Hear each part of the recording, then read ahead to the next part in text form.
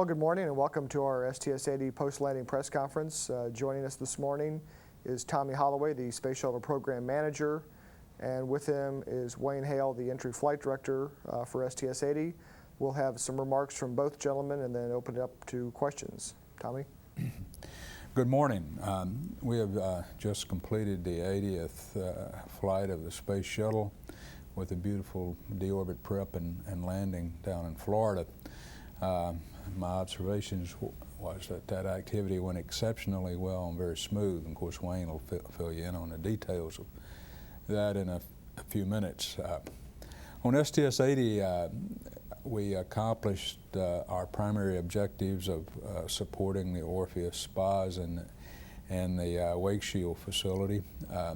As you remember, Orpheus spas was deployed on flight day 1. Originally, it had been planned to be retrieved on flight day 13. We extended that 1 day to give them an opportunity to make additional observations, 50 and all in that extra day, driven by the fact that while we had both Orpheus spas and Wake Shield out deployed, we asked the Orpheus spas to spend some time in minimum drag to help us with the relative motion between those two satellites, and during that time they were unable to take observations.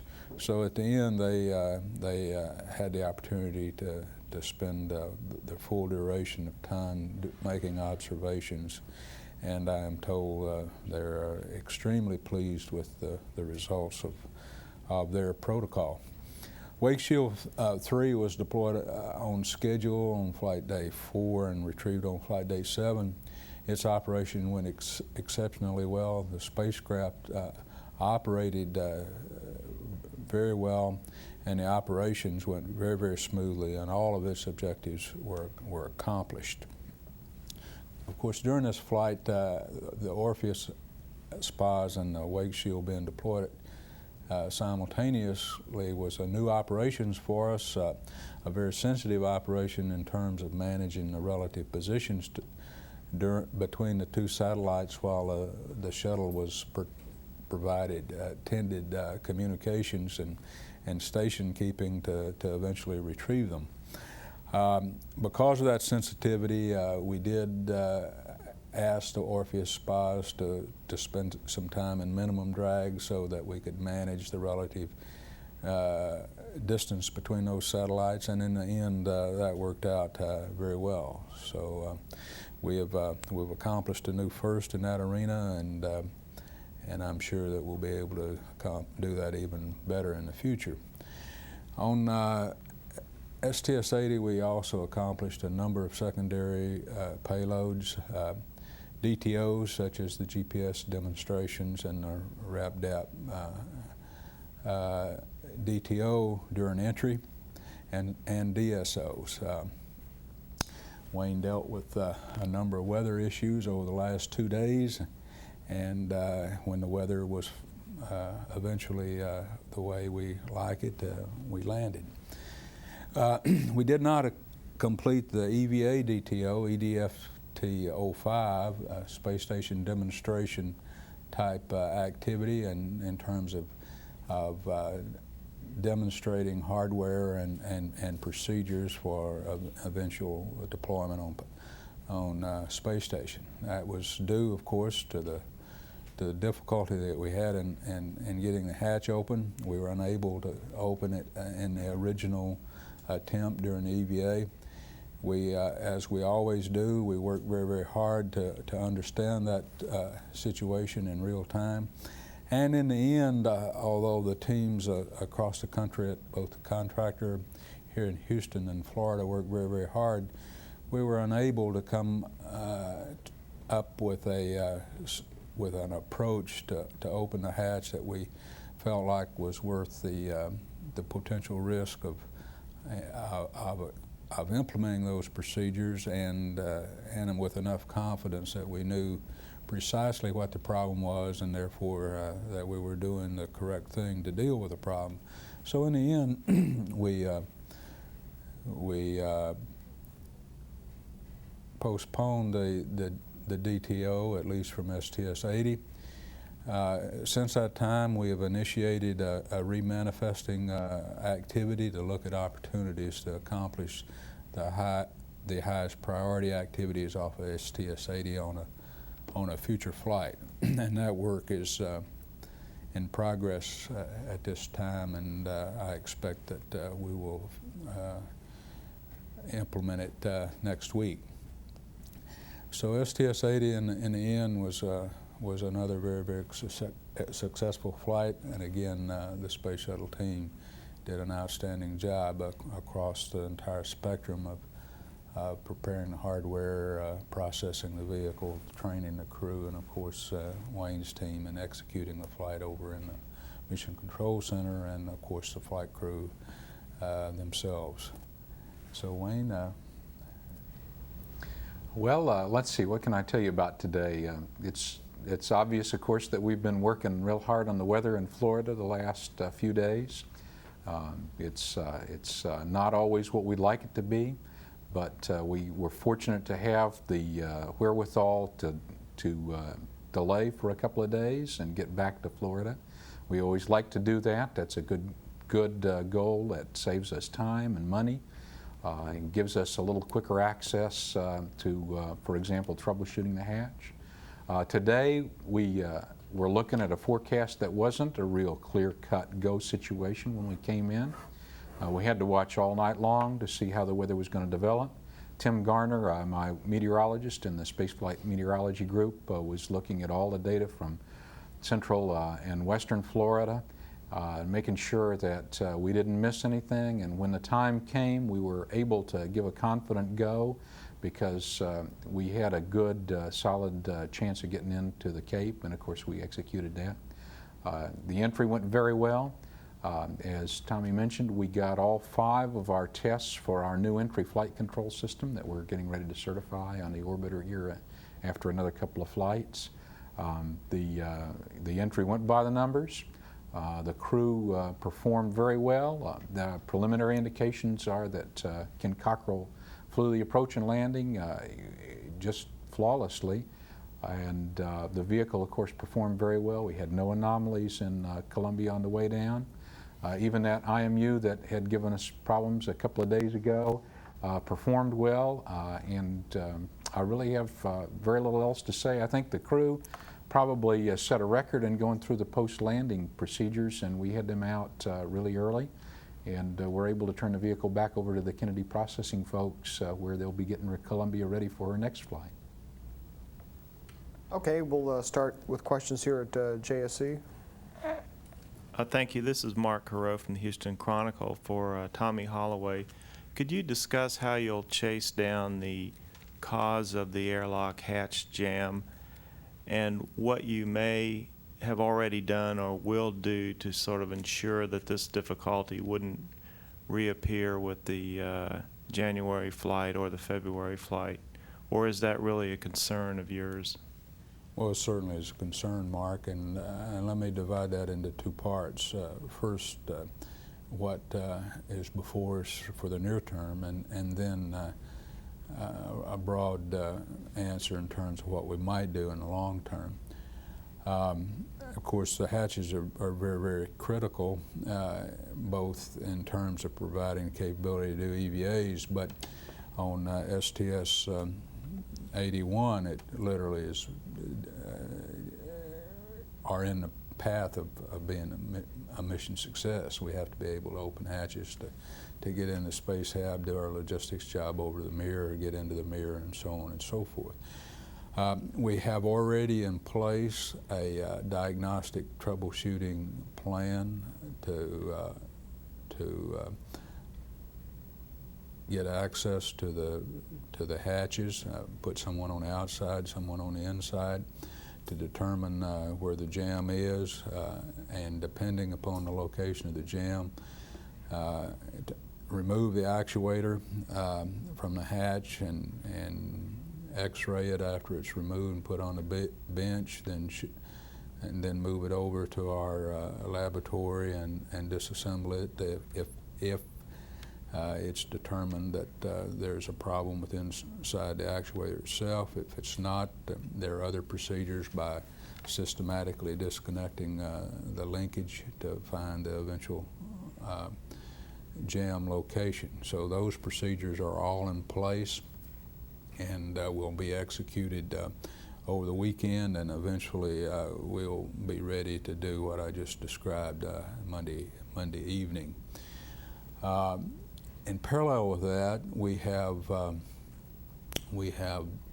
looked at our paperwork associated with the hatches that are on STS-81. We have conducted a functional check of the hatches that are not in line of work that is to be done out on the pad.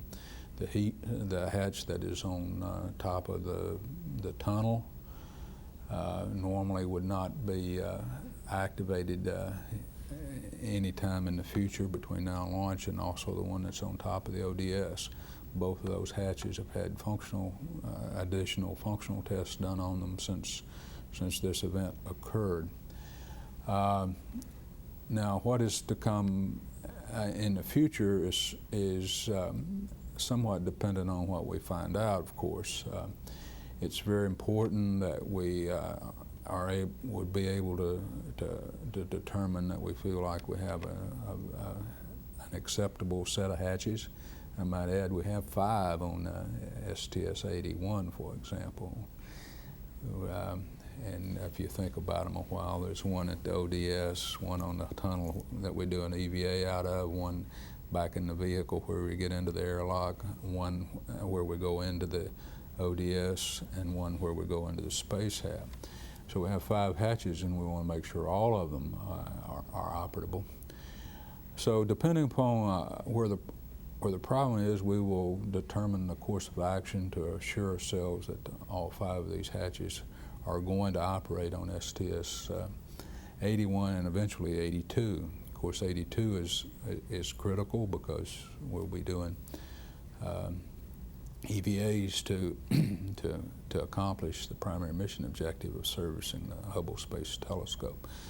I can't answer your question in terms of the specifics of what we might do between now and launch to assure ourselves that that what I've said generically is true before we launch 81. It depends upon what the particulars of the problems are.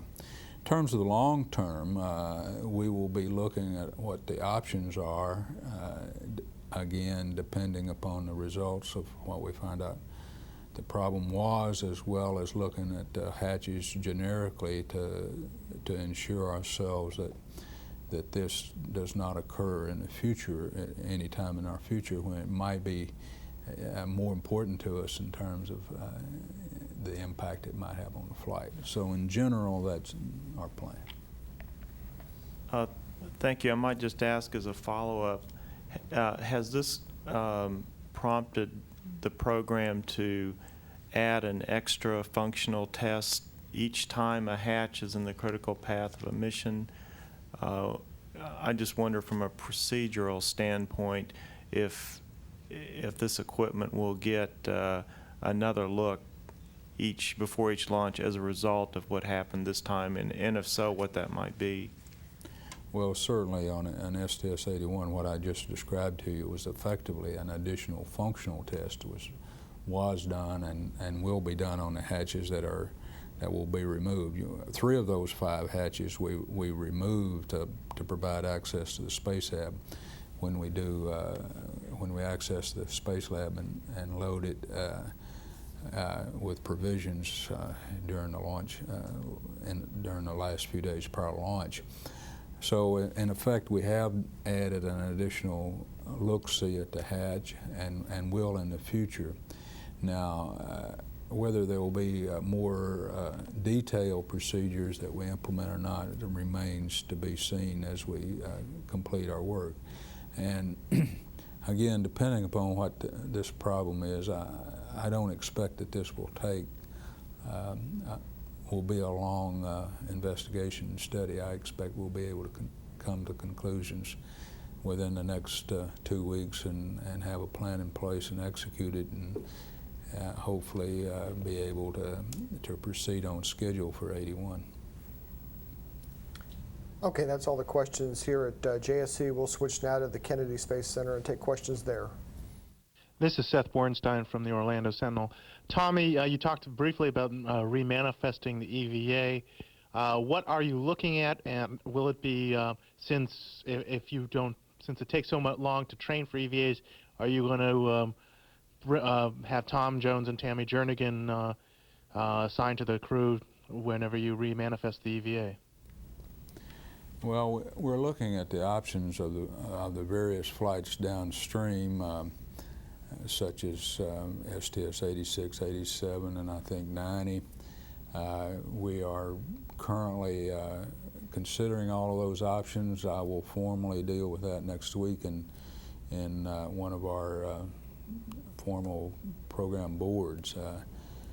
There's various trade-offs to be made in terms of which flights we add it to. We currently believe that we most likely can accomplish the most important objectives of STS these DTOs in one EVA possibly. So there's a lot of work going on to understand what we really need to do or have to do, and we'll make those decisions next week. And another manifesting question is, now Randy Brinkley on Thursday said that basically the service module is at least 8 months behind at the very best.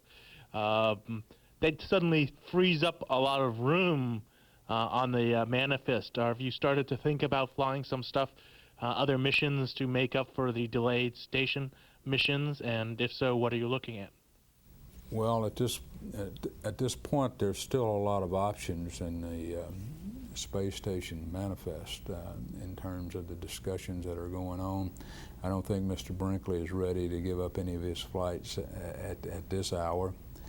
So as the options unfold, certainly there are some possibilities in terms of what might be done in lieu of a couple of flights in 88 to the station. But right now we're still planning, we're still moving toward the planned manifest to support the space station program. When they are in a position to change their manifest, of course, we will respond accordingly. This is Phil Chen, Earth News. Back to the hatch issue.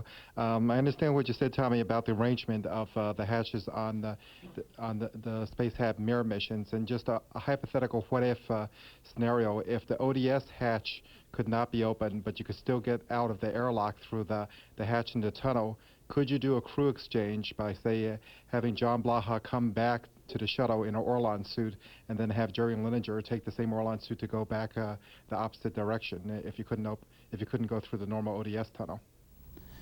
Well, I suppose one could do scenarios like that if you felt like it was the prudent thing to do. I'm not sure what we would do in such a thing, such a scenario, but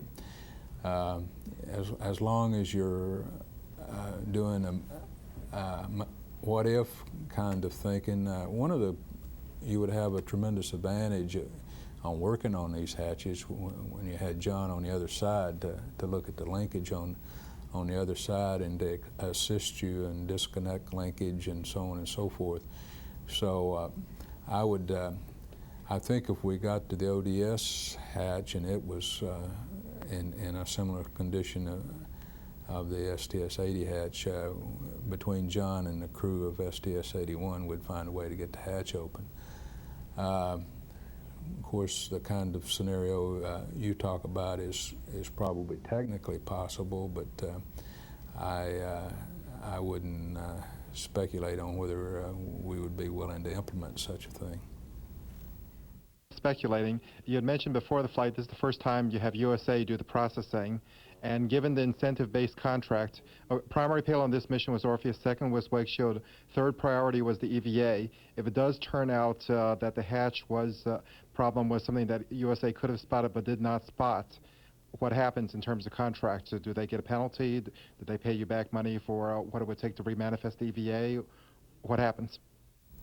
Well, USA, as part of their performance incentive packages, are incentivized to enable the accomplishments of the fundamental activities and objectives that we have on the flight. And on this flight, it did include the DTOs on the EVAs, and as such, there is a part of the incentive package, performance incentive package on this flight that is associated with the EVAs. If it should turn out that the USA system is at fault, if you will, for this situation, they would not collect some of that incentive money. Tommy, Peter King from WWNZ Radio Orlando and CBS News. And just one quick clarification on the hatch issue. Are they going to start taking a look at that today? No, I think we will move the orbiter on into the OPF today, get the payload bay doors open, I believe tomorrow, and eventually on Monday we will start putting platforms in and getting ready, and then Monday evening we'd be ready to move into the procedure that I briefly described earlier. So the first day or so of the activity would be somewhat the normal timeline of moving the orbiter into OPF, open the payload bay doors, and then we'd move into an activity of providing access into the payload bay, the right kind of work platforms, and so on and so forth. That, on the current timeline, would be ready Monday evening and on the second or third shift. Irene Brown with UPI for Mr. Holloway. Could you take a step back from STS-80 for a minute and summarize your satisfactions and disappointments of the shuttle program for this year, and then maybe address any new challenges that you think the program faces in '97? Well, in terms of satisfaction, I'm always pleased when I observe the shuttle program's resiliency and technical capability and its ability to respond to problems and situations that we have. I think in that sense the shuttle program remains strong, and in the era of restructuring and downsizing, we're still a very healthy program. When we have problems, which I believe we will continue to have with a program of this size, anyone that expects us not to have problems probably don't understand the real world of operating a program this large with this many components. But the good news is that the program is alive and well, the technical capabilities are strong, the responsiveness of the team is outstanding.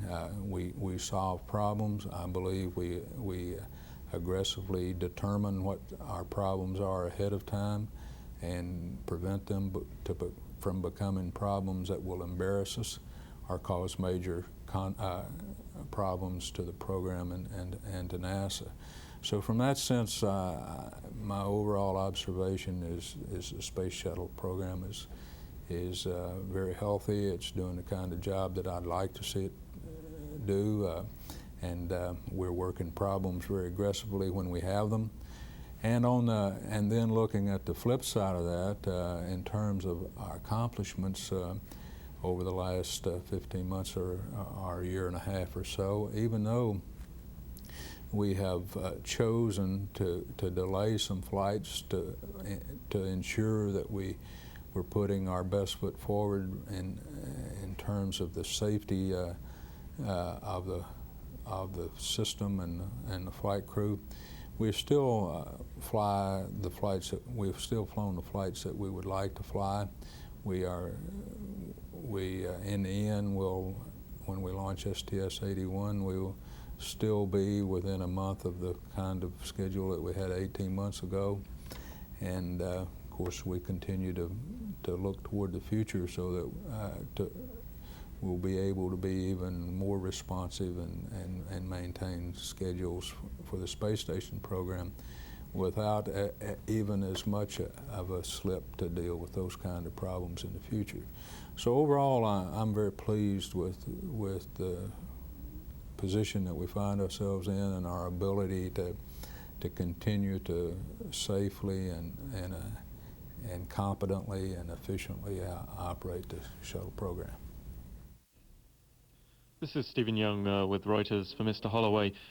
Could you just talk a little bit about what possible repair action you could make to the hatches if you discover some kind of generic problem, or have any suspicions that any of these 5 hatches on Atlantis may suffer a similar problem if you're in the vertical position out at the pad, or would this involve a rollback possibly?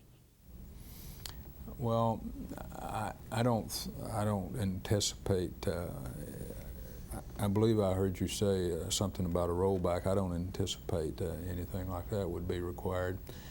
We it may be required that we change some actuators out on the hatches and ensure that we have actuators that do not have this problem that we're thinking about. Of course, we don't know that we even have problems in actuators.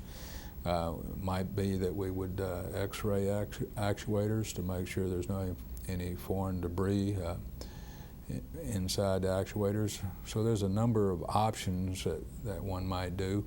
If it turned out to be in the linkage itself on the external part of the hatches, caused by some foreign debris and/or unique conditions with the actuators, we of course would endeavor to inspect the actuators and make sure that situation did not exist on STS-81. So there's a wide variety of possibilities depending upon the particulars of the problem, and so we'll be moving in a direction Tuesday after we find out the particulars. Will you hold back on rolling out to wait the outcome of your investigation of the hatch? No, we are currently would plan to proceed with our normal preparation of STS-80 and then we'll deal with the particulars of the hatch recommendations as they evolve in the next week or 10 days. And I'm just wondering what your findings have been since you've had a chance to look at the nozzles and joints of the solid rocket boosters from this flight. Well, as you probably already know, we have disassembled the nozzles, shipped them to Utah. They have been in Utah since last Saturday, and one of the nozzles has been dissected, and the phenolic has been dissected and examined. The other one has been dissected. The final results are not at my disposal at this time. They may have come in last evening. Overall, we do have erosion on both of these nozzles that prior to STS-79 we would have considered to be out of family or an observation that's different than what is normal. Compared to 79, they're not as pervasive or widespread. If you remember, on the 79 nozzle, we had 60 what we call pocket wash erosion events. On one of these nozzles, we have 22, and another one we have 30. At least on one of these, it's not as deep of erosion within the set of 22 as it was on 79. So, again, the data is not in on a nozzle that had 32 different wash eroded areas. So if you wrap that all up, based on what we know today, we do have a situation where the nozzles are behaving a bit differently than they have in the past. It is, based on data that we have to date, the situation is less so than it was on STS-79. This is Marcia Dunn of the Associated Press for Mr. Holloway. I'm wondering if you would consider in the future on missions without spacewalks assigned, whether you'll have the crew go early in the mission to check out the hatch handle to make sure it works so you're not stuck in a situation at the last minute of dealing with a jammed hatch in case an emergency spacewalk would be needed. Well, Marcia, that's a good thought. You know, one of the things, but to answer your question specifically is that I'm sure a number of things like that will be considered. Some will no doubt be implemented.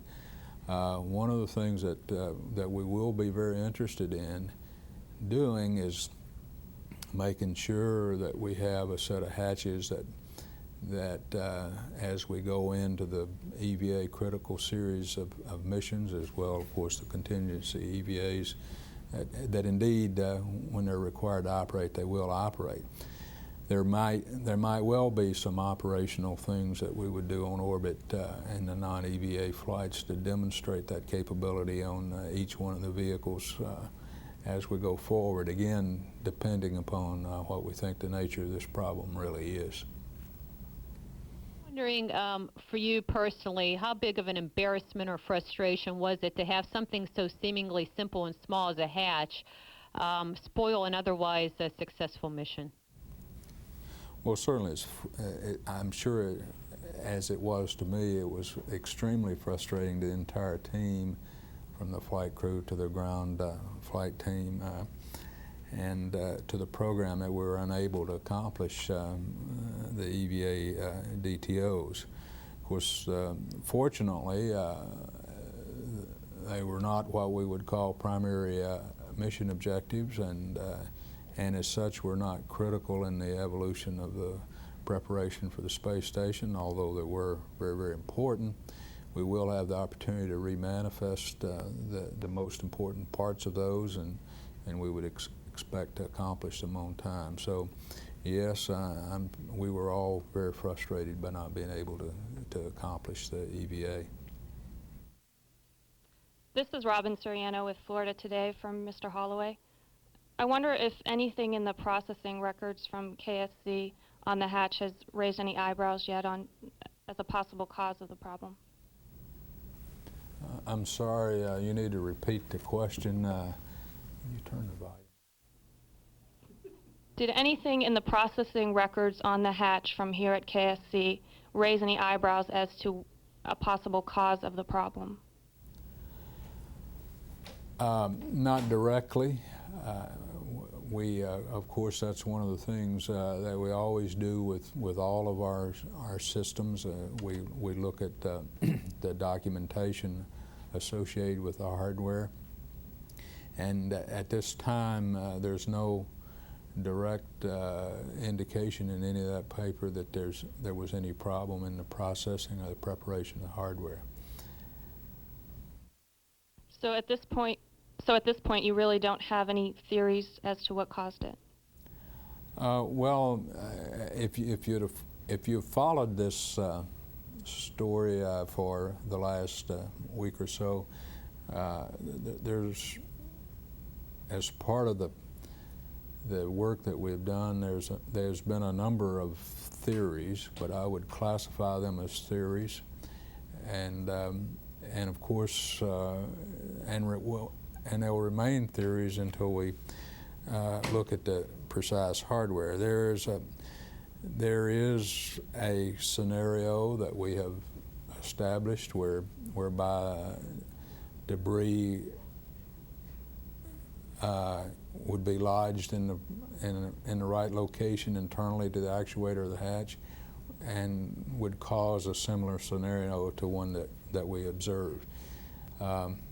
So yes, we do have theories, but they're just that, at this point, theories. Todd Halverson of Florida Today for Mr. Holloway. I didn't hear whether you answered Seth's question on whether Jones and Jernigan would get the call for the rescheduled EVA? Oh, whether Tammy would refly? No, I think the current scheduled crew on the flights that we are anticipating flying would probably do those EVAs. Now, whether we have enough crew persons on those flights relative to the work content and so on and so forth is a subject that's still before us. So I suppose on that there might be an outside possibility that another person would end up on that flight, and whether it be Tammy or not would be up to the flight crew operations director who makes flight crew assignments. And can you say whether or not you think that the erosion you saw in the STS-80 boosters will have any impact on the STS-81 flight in terms of its launch date? Well, as you know, we always take these observations very, very seriously. So the same team of people, both on the government side and at THICAL, who worked the problem for STS-79 has a new work plan, some additional testing, and will reconsider in detail the flight rationale for 79 and determine if there's any changes in that logic before we proceed with STS-81. Our current schedule is that I would expect to review that on the 20th of December, and of course the FRR predominantly is driven by the holiday schedule will be on January the 6th, when we would have final recommendations for the flight readiness team. So we are re-looking at all of the data, doing some additional testing, additional analysis, and of course very closely examining the observations on STS-80, and we'll ensure that our flight rationale for 79 is still sound. And just a couple of hatch-related ones from me. We have been asking for a couple of weeks now if you guys can tell us how many times that hatch had been cycled during processing, and when that hatch was moved from 103 over to 102, and I was just wondering if you might have those answers. Well, I don't know that we know the answer to the first question, and the second question I know that we know the answer, but I don't have it at my fingertips. CBS for Tommy. On the nozzles, it strikes me, and I mean, maybe just philosophically, I realize you haven't finished looking at all of this, but I mean, since you had, what happened in 79 was clearly a unique event in terms of the number of these things and the severity. And then you have another situation back to back here where you're out of family with what you had before 79, which would tell me as a non-engineer anyway, that clearly something has changed in the way, or I would assume that something has changed in the way nozzles are assembled. And I'm just curious, it would strike me that with two in a row, you'd really step back and say, let's take a look at this, since you never really conclusively pinned down what caused the thing in 79. Well, I think your observation is correct in that we clearly are into a situation that we'd call a new population relative to nozzles. However, our flight rationale for 79 was not based on solely on the fact that this was 1 in 122 event. Our flight rationale was based on the margins that were built into the nozzle phenolics, and the work that was done that demonstrates that in the worst case there's still major margins in the phenolic, and we don't believe this phenomena, and even in the worst on worst situation could ever result in anything close to being a catastrophic situation. Now, relative to your observation that something must be different about these nozzles, well, that's appropriate observations. We worked very, very hard on STS-79 to, after STS-79, to determine if we could find what was different in how we built these nozzles. And to date, we've been unable to determine a particular thing that may be causing the wash erosion, pocketing and wash erosions, with the exception of the possibility of the distorted ply near the surface of the phenolic, the new phenolic, plus possible number of other variations within the family of the normal parameters. Nevertheless, we will continue to look. We're going to get a new set of eyes to relook at the entire process. We are focusing on how we how we manufacture the phenolic in terms of putting the carbon phenolic material, carbonized rayon together and wrap it around the mandrel. This week, in fact, we observed the manufacturing of a new throat ring out in Utah with video cameras, and we'll be analyzing that work. We're also going to measure the beads, polysulfide beads on the throat plugs, above the throat plugs on 5 as-built nozzles that have not been shipped yet from Utah. So we're going back through the system and looking again, but it appears that this thing that we're looking for is a very, very subtle thing. As I've described to you previously, we've had already two teams of people look through the system to see if we have had any changes in the materials characteristics, the procedures, how we operate, how we build the nozzles, the phenolics, and so on and so forth. And as we reported on 79, we found absolutely nothing that we believe would have caused this situation, except the ply distortion and perhaps variations in the normal parameters that are very, very small.